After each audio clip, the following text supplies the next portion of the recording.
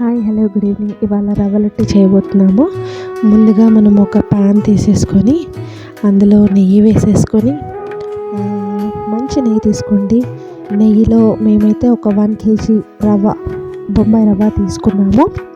So Bombay రవ్వని ఇలా తగినంత నెయ్యిలో వేసేసి మంచిగా తిప్పుతూ ఉండండి.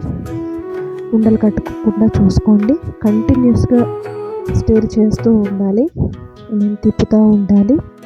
సో దట్ అంతా ఉండలు కట్టకుండా మాడిపోకుండా ఉంటుంది.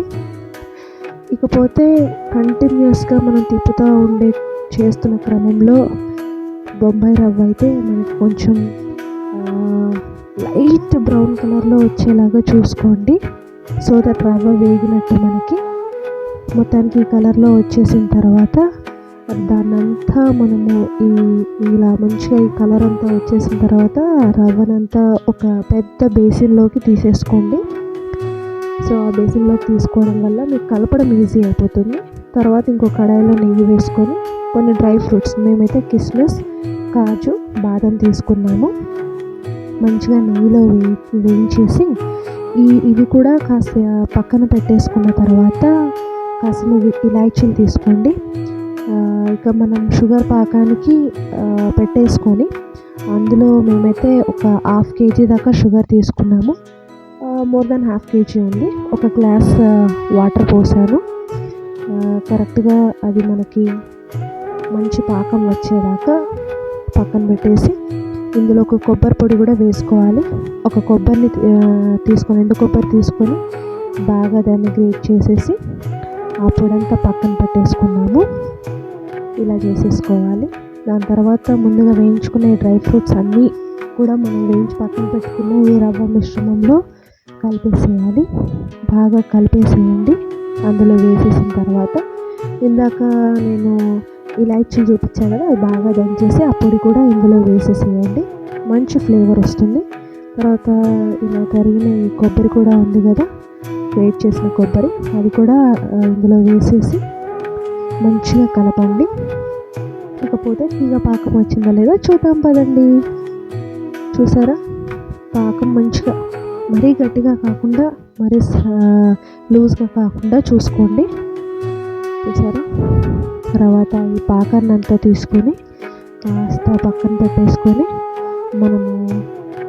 మనం మిశ్రమం పక్కన పెట్టుకున్నాం కదా, ఇందులో కలిపేసేయండి. బాగా ఇందులో కూడా ఉండలు కట్టుకోకుండా చూసుకోండి. బాగా కలుపుతూ ఉండండి. మిశ్రమం అంతా బాగా కలిపిన తర్వాత ఇందులో ఫ్లేవర్ కోసం మంచి మీగడ, చూడండి, పాల మీగడ తీసింది పక్కన పెట్టేసి ఈ పాల మీగడ అనేది ఈ మిశ్రమంలో వేసుకోవాలన్నమాట. చాలా టేస్ట్ ఉంటుంది. తర్వాత ఇది కొంచెం సిమ్లో పెట్టండి. సిమ్లో పెట్టేసి ఇందులో ఒక చిన్న గ్లాస్ పాలు తీసుకోండి. ఇది మనకు ఉండలు కట్టడానికి రావాలి, పైగా నిల్వ ఉండాలి అంటే ఇలా చేసుకుంటే నిల్వ ఉంటాయి. తర్వాత ఒక్క 5 నిమిషాలు ఈ పాలన్నీ మొత్తం రవ్వంతా పీల్ చేసుకునేదాకా అటు ఇటు తిప్పుతూ ఉండాలి.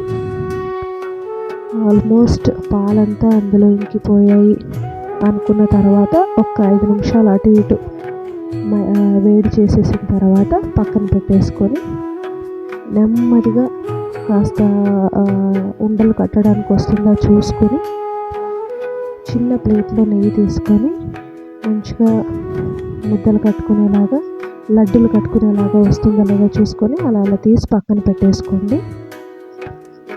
ఆల్మోస్ట్ మాకు చేయడానికి ఒక 40 minutes అయితే పట్టింది. ఆ తర్వాత మేము అనుకున్నట్టుగానే మంచిగా వచ్చాయి, చూడండి లడ్డూలు. ఇవి నిల్వ ఉంటాయని చెప్పాం కదా, సో వీటన్నింటిని కూడా మనం ఒక స్టీల్ డబ్బాలో మేమైతే పెట్టేసి ఫ్రిడ్జ్లో పెట్టేసాం. Thank you.